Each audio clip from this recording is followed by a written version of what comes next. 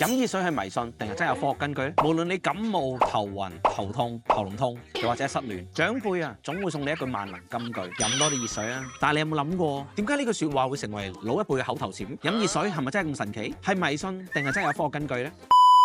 雖然古代中國人對細菌學係冇咩概念嘅，但係咧佢哋通過經驗咧都會發現一個事實嘅喎，生水係特別容易引起輻射同疾病嘅。呢樣嘢係絕對唔係一個小事嚟嘅。喺古代，一場輻射就已經足以奪走一條人命嘅啦。